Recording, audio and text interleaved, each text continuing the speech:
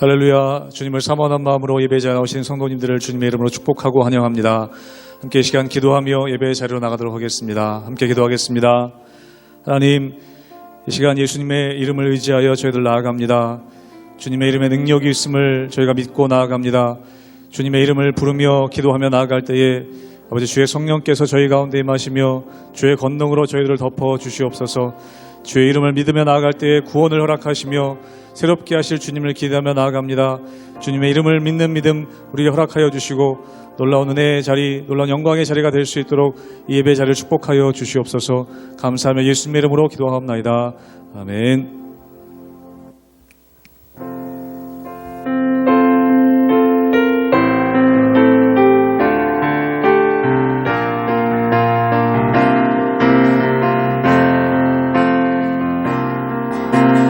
당신은 영광의 왕, 당신은 평강의 왕, 당신은 하늘과 땅의 주, 당신은 정의의 아들.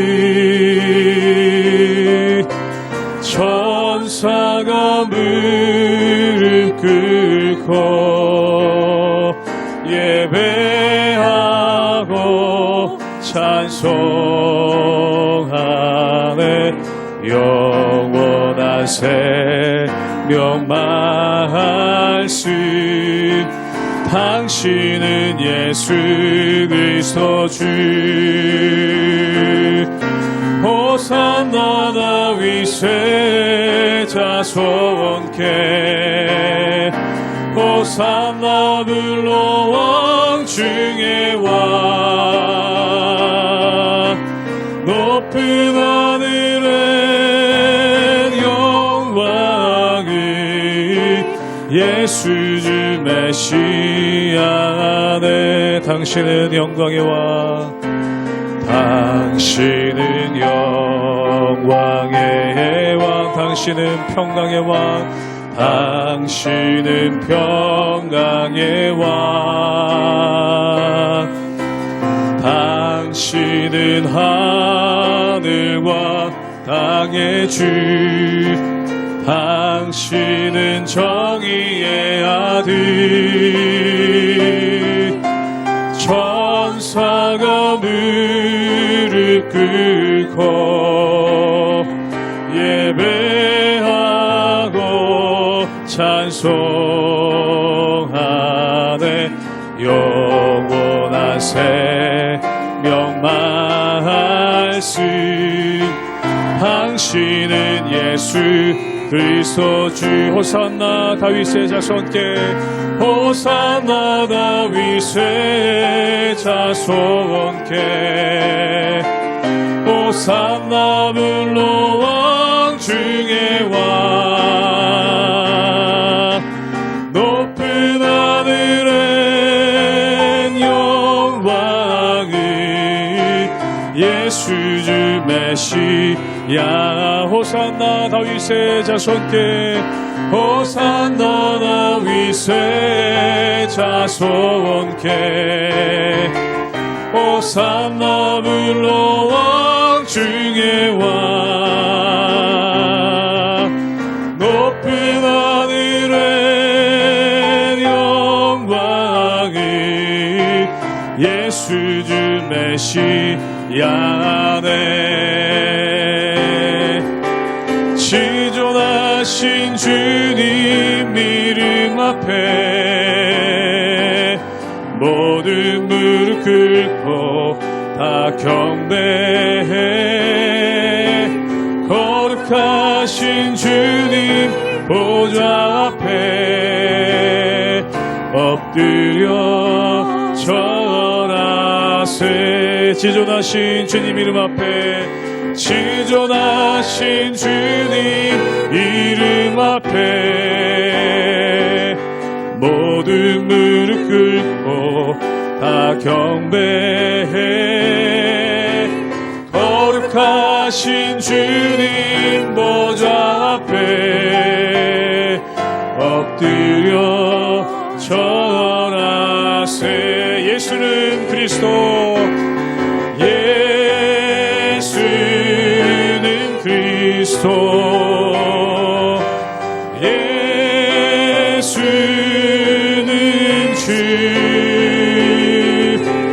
하나님의 영으로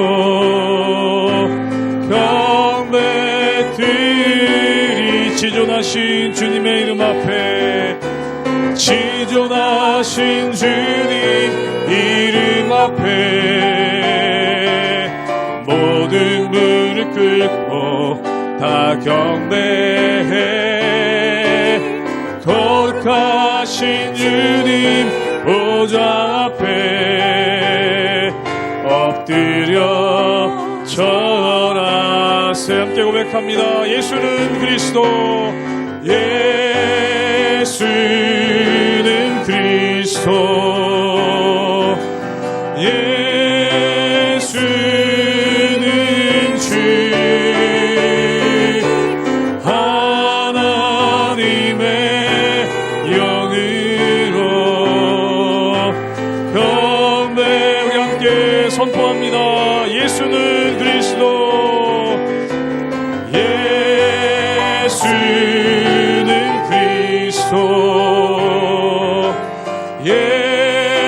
예수는 주, 하나님의 영으로 경배드리리.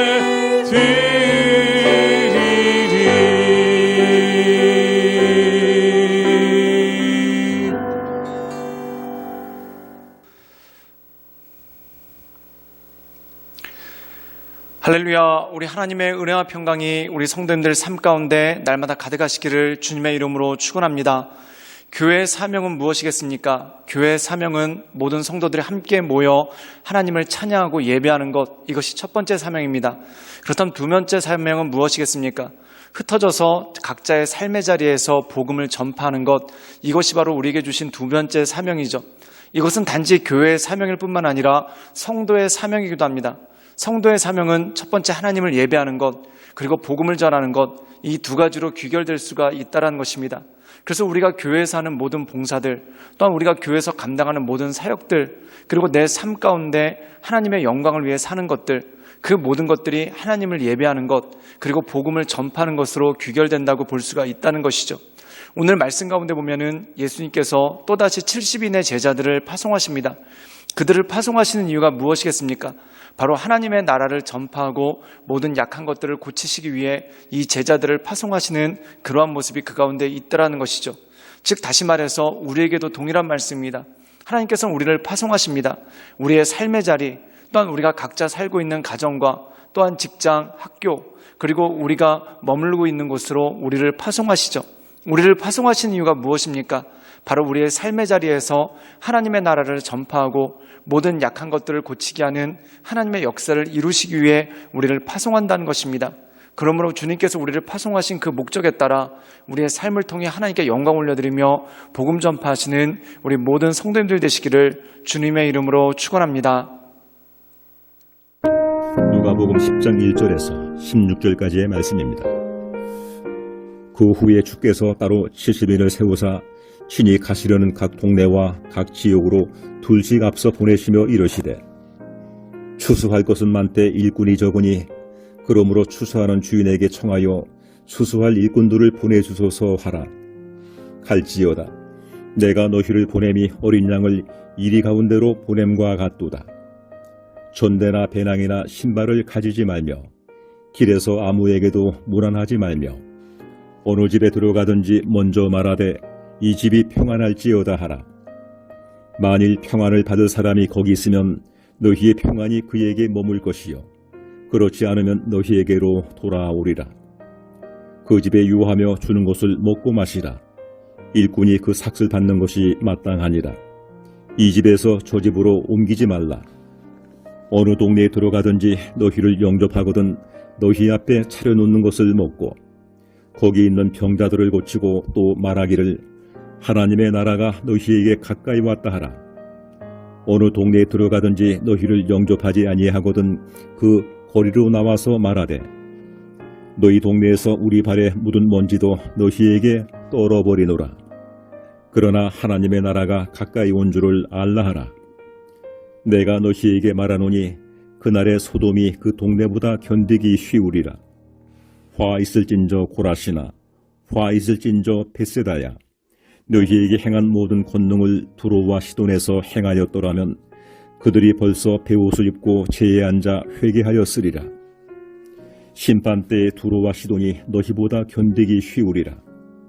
카보나오마, 내가 하늘에까지 높아지겠느냐? 음부에까지 낮아지리라. 너희 말을 듣는 자는 곧 내 말을 듣는 것이요 너희를 저버리는 자는 곧 나를 저버리는 것이요 나를 저버리는 자는 나 보내신 이를 저버리는 것이라 하시니라. 오늘 말씀 가운데 보면은 예수님께서 12명의 제자들을 파송하십니다. 그리고 그들을 통해서 하나님의 나라와 그리고 모든 약한 것들을 고치게 하시는 그런 권능을 주시죠. 그런데 오늘 말씀 가운데 보면은 10장에 이어서 70명의 제자들, 즉 다시 말해서 더 많은 제자들을 파송하시고 그들을 보내시는 장면이 나옵니다. 그렇다면 예수님께서 12명에 이어 70명, 훨씬 더 많은 숫자의 제자들을 보내는 이유가 무엇이겠습니까? 우리 함께 누가복음 10장 2절의 말씀을 읽도록 하겠습니다. 제가 읽겠습니다. 이르시되 추수할 것은 많되 일꾼이 적으니 그러므로 추수하는 주인에게 청하여 추수할 일꾼을 보내주소서 하라.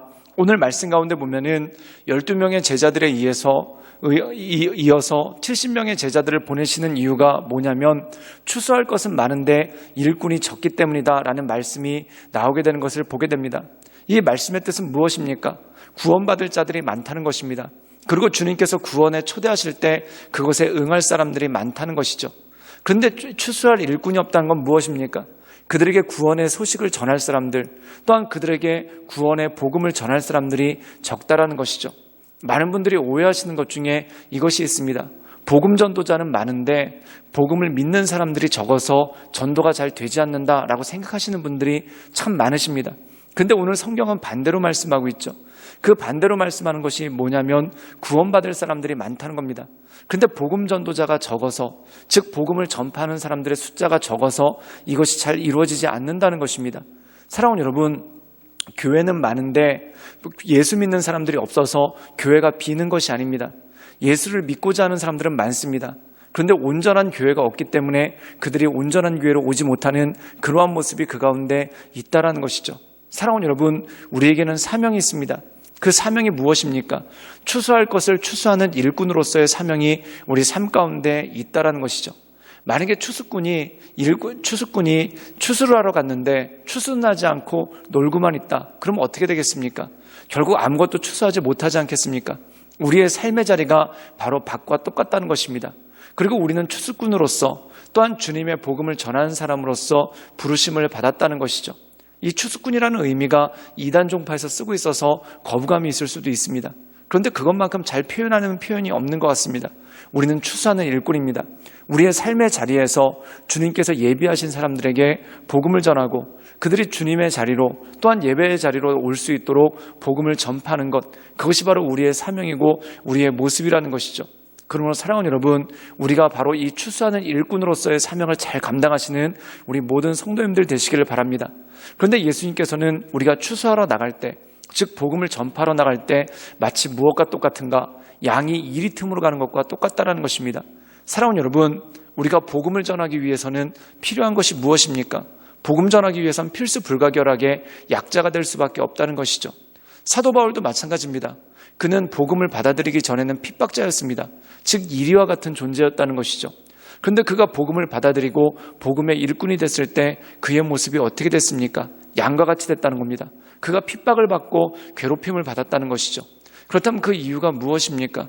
우리가 이 세상 나가 주님의 일을 감당하기 위해서는 우리가 강자가 아니라 약자가 될 수밖에 없다는 것입니다. 흔히 세상 사람들이 하는 말 가운데 더 많이 사랑하는 자가 약자다라는 그러한 말을 합니다. 그 이유가 무엇입니까? 더 사랑하기 때문에 양보하고 또한 더 사랑하기 때문에 자기를 희생한다는 것이죠. 즉 우리에겐 사명이 있습니다. 복음을 전하기 위해서 더 사랑해야 되고 또한 복음을 전하기 위해서 나를 내려놓고 희생해야 되는 그러한 모습이 그 가운데 있다라는 것이죠. 그런데 우리가 이렇게 복음을 전하는데 복음을 받아들이지 않는다면 마치 무엇과 똑같은가? 우리 함께 누가복음 10장 16절의 말씀을 읽도록 하겠습니다. 제가 읽겠습니다. 너희 말을 듣는 자는 곧 내 말을 듣는 것이요 너희를 저버리는 자는 곧 나를 저버리는 것이요 나를 저버리는 자는 나 보내신 이를 저버리는 것이니라 하시니라. 오늘 말씀 가운데 보면 우리는 복음을 들고 있습니다. 그렇기 때문에 이 세상에 가서 복음을 전해야 될 사명이 있죠. 그 사명이 있기 때문에 우리는 더 사랑해야 되고 그리고 더 희생해야 되는 약자로서의 삶을 살아가야 됩니다. 그런데 우리가 이런 약자로서의 삶을 살아갈 때 복음을 받아들이는 것이 아니라 마치 우리를 이리와 같이 핍박하는 사람들은 마치 무엇과 똑같은가? 우리를 거절하는 것이 아니라 우리를 핍박하는 것이 아니라 예수님을 대적하고 하나님을 대적하는 것과 똑같다라는 것이죠. 사랑하는 여러분, 우리가 말씀을 전하려고 할 때 말씀을 환영하는 사람들이 있지만 아마 많은 사람들이 그 말씀을 거부할 것입니다. 그런데 그 말씀을 거부한다고 해서 위축되거나 또한 자괴감에 빠지지 마십시오. 그 이유가 무엇입니까? 그들이 대적하는 것은 내가 아니라 그 말씀을 나에게 맡기신 하나님 그리고 예수님을 대적하는 것이기 때문에 그렇다는 것입니다. 그러므로 우리가 이 세상에서 말씀을 들고 있기 때문에 약자처럼 비춰질 수 있지만 그 말씀의 능력을 의지해 나가는 하나님의 사자로서 하나님의 일꾼으로서 날마다 온전함으로 서나가시는 우리 모든 성도님들 되시기를 주님의 이름으로 축원합니다. 함께 기도하시겠습니다.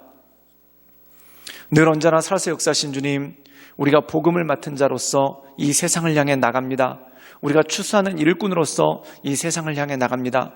하나님, 우리가 복음을 가지고 있기에 주님의 사랑을 가지고 있기에 약자가 되고 더 희생할 때가 있지만 그것에 우리가 무릎 꿇거나 또한 그것에 넘어지는 것이 아니라 우리의 힘이 되시며 능력이 되신 그 예수님만을 바라보며 우리에게 맡겨주신 모든 사명들 잘 감당할 수 있도록 인도하여 주시옵소서. 예수님의 이름으로 감사하며 기도드리옵나이다. 아멘.